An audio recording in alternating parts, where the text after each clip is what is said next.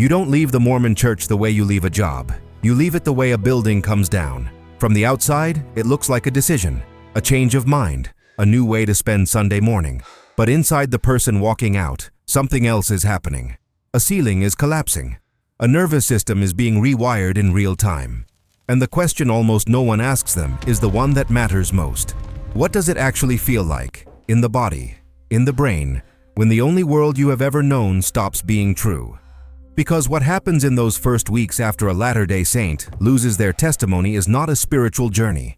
It is closer to a psychological emergency. Jana Reese, in her next Mormon survey, found that the median age of someone leaving the church has dropped into the mid-20s, and that the number one reason is no longer lifestyle. It is loss of belief in Joseph Smith. By the end of this video, you will understand why so many who walk through that loss describe it the same way, not as freedom, not as rebellion, but as the most violent act of self-rescue a human mind can perform. The first battle is not with the church, it is with your own body. From the time you could form sentences in primary, you were trained to outsource your intuition to a physical sensation. A warmth in the chest, a burning in the bosom. Doctrine and Covenants, Section 9, Verse 8, became the operating manual of your nervous system. If you feel a burning, it is right. If you feel a stupor of thought, it is wrong. Your compass was not your mind. Your compass was a feeling, calibrated by the institution that taught you how to read it. Then one day, the compass spins. You read the 1832 First Vision account, written in Joseph Smith's own hand, and there is only one personage, not two. You read about the Book of Abraham, and you learn that the Joseph Smith papyri were recovered in 1966, translated by actual Egyptologists, and they are common funerary documents from the Book of Breathings. You read the Gospel Topics essay on plural marriage, and you discover, in the church's own words on its own website, that Joseph married Helen Mar Kimball when she was 14 years old. You read the SEC settlement from February 2023, where the church and Ensign Peak advisors paid $5 million for using 13 shell LLCs to hide a portfolio that has now grown past $150 billion. And the sensation you feel is not peace, it is nausea. But you have been trained your entire life to interpret that nausea as the influence of the adversary. Boyd K. Packer told seminary teachers in 1981 that some things that are true are not very useful. Dallin Oaks said in a 2007 PBS interview that it is wrong to criticize leaders of the church, even if the criticism is true. The system has already given you the script. The flaw is yours. You did not pray hard enough. You did not study with real intent. You have a hidden sin. You are being deceived by pride. The institution is never the variable. You are. And so you live for months, sometimes years, in what ex-Mormons online call the shelf. Every contradiction goes on the shelf. Every uncomfortable fact. Every Sunday lesson that does not match what you read on Tuesday night. Until one day, the shelf breaks. And when it breaks, the feeling is not victory. It is terror. The kind of terror you feel when the floor turns into water under your feet. Long before you ever consider leaving, the church has already built a wall in your imagination. It is the wall called the world.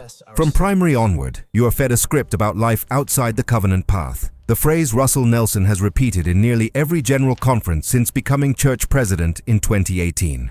Happiness out there is counterfeit. Joy out there is shallow. People out there are lost, lonely, addicted, broken. You hear cautionary tales from the pulpit. The man who left and lost everything. The woman who removed her garments and watched her marriage collapse. The young person who stopped attending and found nothing on the other side. This conditioning does not disappear when your testimony does. That is what no one warns you about. You can intellectually know the doctrine is not true and still feel the prophecy of your own ruin pressing down on you. You look in the mirror and you wonder if the light really is leaving your eyes. The phrase your mother used about that uncle no one talks about. You watch yourself for signs of decay. You wait for the depression the talks promised. You wait for the addiction. You wait for the loneliness. You become the warden of your own punishment because the institution trained you to expect it. This is hostage psychology, and the data does not support the prophecy. The 2016 Open Stories Foundation Faith Crisis Study, surveying over 3,000 current and former members, found that the overwhelming majority of those who left reported higher life satisfaction within 2 years of leaving than they had in the final years of activity.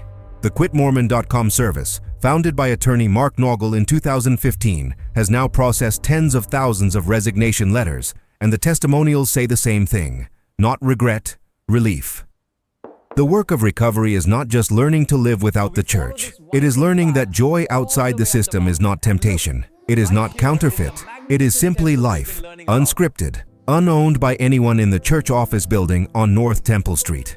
And the first time you feel real, ordinary, human happiness in a place you were told could never produce it, something inside you breaks open, not in pain, in recognition.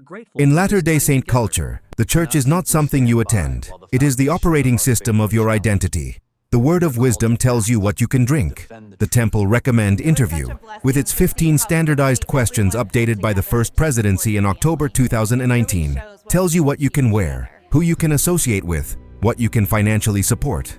The garment, worn day and night, is grafted onto your skin from your endowment forward. The plan of salvation gives you a map of the pre-existence, this life, the spirit world, and the 3 degrees of glory. Pull that out of a person, and you do not just remove a hobby. You remove the architecture of the self. This is why so many who leave describe an acute identity crisis in the months that follow. Who are you without a calling? Who are you without a worthiness interview? Who are you without the assurance that your sealed family will be together forever? Suddenly you are a grown adult relearning things most people figured out at 16. What do you actually like? What do you actually believe? What do you want to do on a Sunday when no one is watching? The fatigue of this is hard to overstate. You are trying to rebuild the foundation of a house while you are still living in it. Every small decision becomes loaded. The first cup of coffee, which Joseph F. Smith only declared a word of wisdom violation as a binding commandment in 1921, almost a century after the revelation. The underwear you do or do not buy, after years of 2-piece garments that were redesigned in 2018 with new fabrics. The drink at a work dinner. The Sunday morning you spend in bed instead of at sacrament meeting, where the consolidated 2-hour block introduced in 2019 still defines your week without you choosing it. None of these are small choices anymore. Every one of them is a referendum on your identity. Every one of them is a brick being pulled out of the wall that used to be you. And in the middle of this exhaustion, the church keeps speaking to you, through family, through home ministering visits, through the algorithm of guilt that was installed in your head before you could read. Then comes the part that breaks people, the social grief. In LDS culture, love is rarely separated from worthiness. It is the unspoken architecture of every relationship. The temple ceilings you can attend. The weddings inside the Salt Lake Temple, where your non-member or ex-member parents wait outside on the lawn, a practice that drew international criticism after the 2019 policy change, finally allowed civil ceremonies without a 1-year waiting penalty. The way you are spoken about in family prayers. All of it is shaped, quietly, by whether you are seen as faithful. It almost never looks like cruelty. That is the part outsiders never understand. Your family does not stop speaking to you. They do not slam the door. What happens is more subtle, and in many ways more devastating. You become a project. You become the lost sheep in the group chat. The reactivation effort. The November 2015 policy of exclusion, which labeled children of same-sex couples as apostates and barred them from baptism until age 18, was reversed in April 2019 with no apology and no accountability. But the damage to families it caused is the same damage you now feel in miniature. The institution sees relationships as leverage, and once you understand that, you cannot unsee it. Then comes the realization that no one prepares you for. The slow, gut-level understanding that the love you received your entire life may have been conditional, that it was tied, in ways no one ever said out loud, to the role you played in the family's plan of salvation. The returned missionary, the temple married daughter, the priesthood holder. You wonder what would happen if you removed every label and just stood in front of them as a person. You suspect, in the quietest part of yourself, that they would not know what to do with you.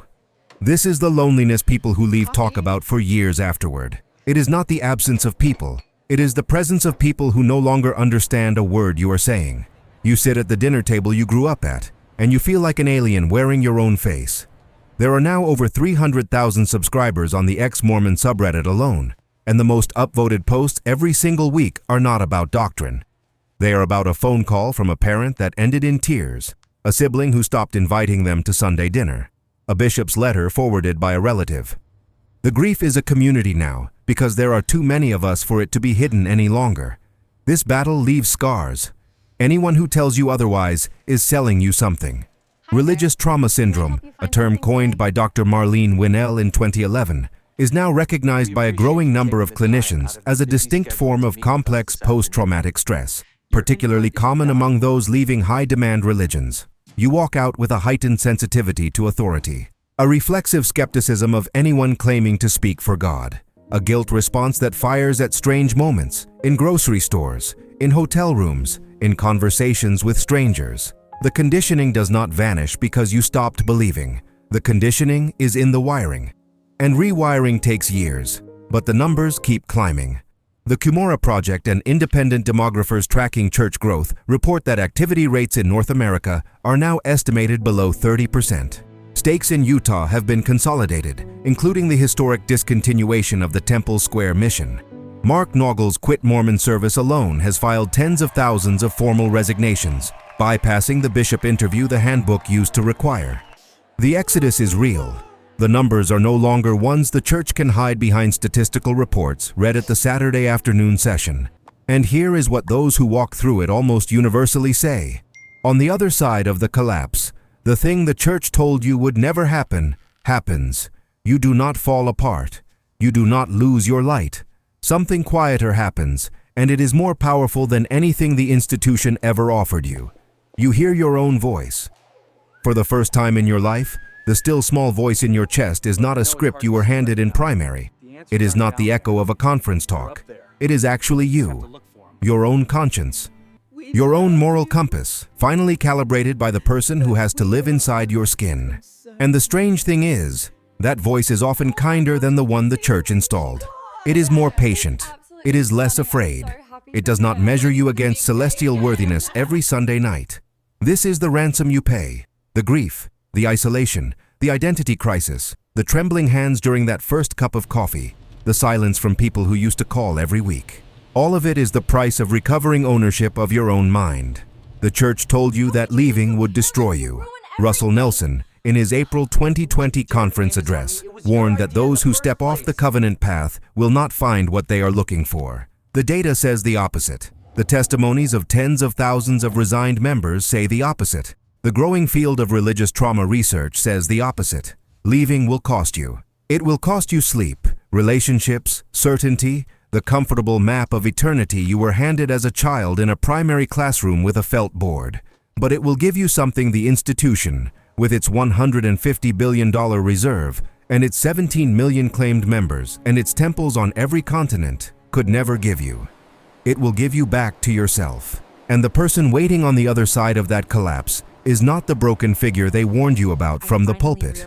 It is just you, awake, whole, finally home in your own life. If this video reached something in you, do not keep it to yourself. Someone you know is sitting in that silence right now, holding doubts they cannot say out loud, afraid that speaking them will end their world. Share this with them. Leave a comment with the moment your own shelf started to crack. And subscribe, because the next time we sit down to tell the truth about what really happens inside this church, you will be here for it.